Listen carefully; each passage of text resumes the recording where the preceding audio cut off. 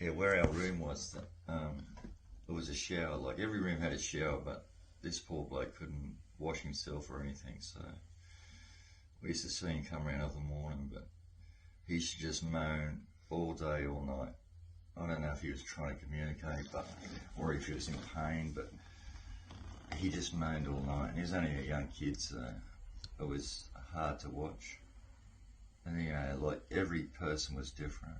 Like someone ate too many oysters and he ended up with a helmet and a wheelchair and Jeez. couldn't talk.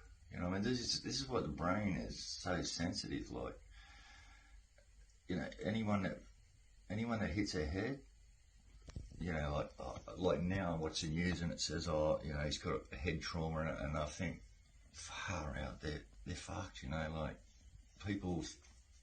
ordinary people hear that and go, oh, it's, you know, just a head injury, blah blah, he'll be okay, but they're in for a tough journey, man. Really tough. As the weeks got on, it was a bit better.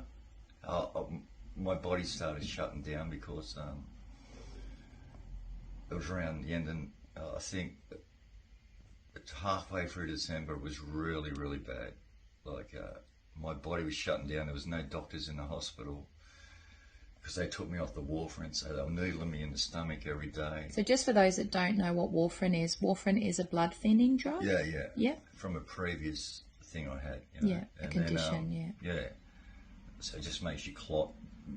It helps you not clot. So I had stockings on too, like all the time for months, you know. And then I think come towards Christmas.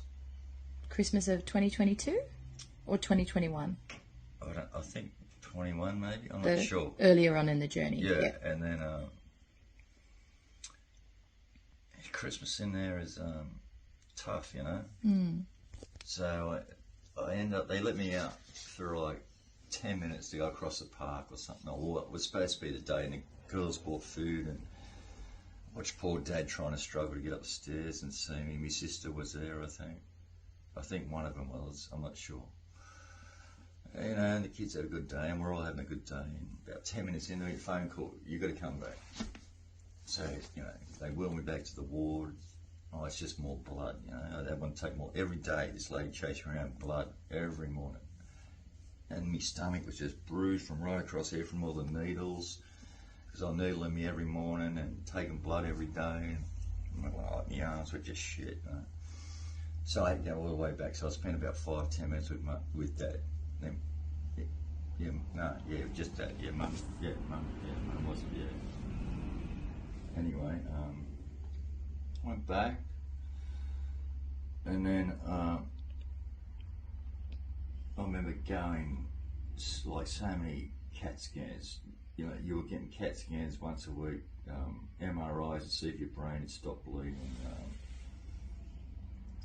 and ultrasounds. I was in ultrasound with the orderly who took me, and we were there for about an hour and a half.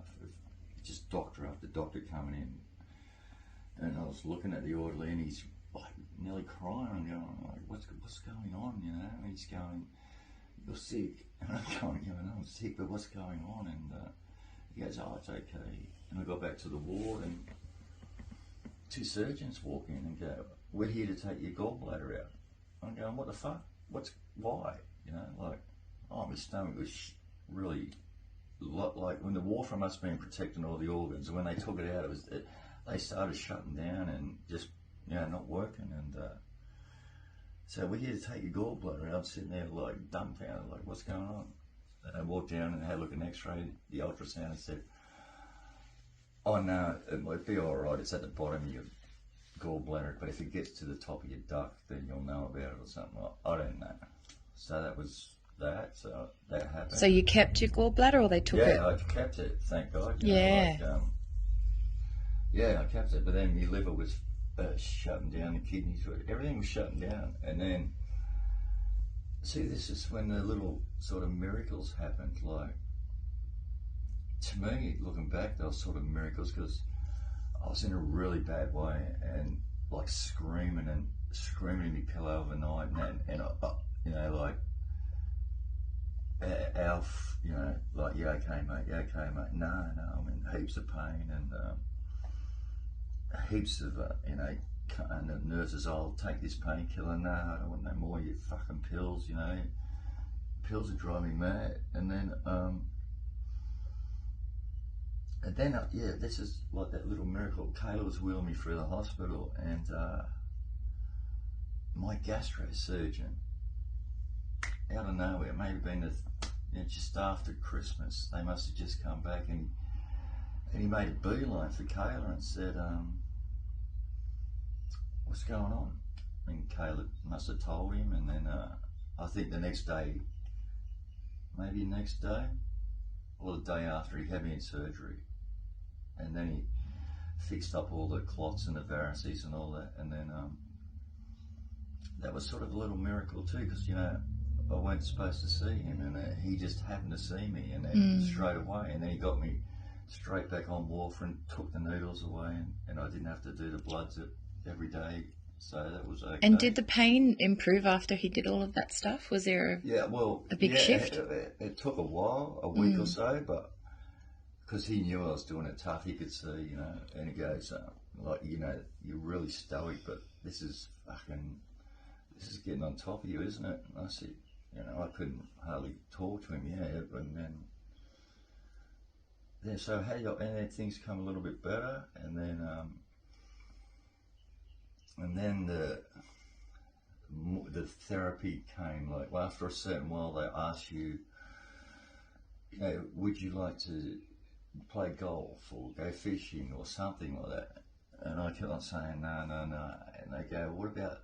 And I said, "I like music," and they said, "We'll get you a music therapist." I said, "Yes, cool, It's only listening to the same songs, John Farnham, I think Matt Finish, and a bit of a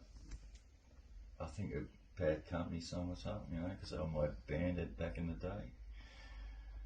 And that was it. I just kept listening. And then chick come in, and the girl bought him, one of my daughters bought him the guitar, like, I couldn't play it, but they just bought it in. And was it Tara that brought the guitar in? Yeah. And then I'll show you, because it was a really old one, Yeah.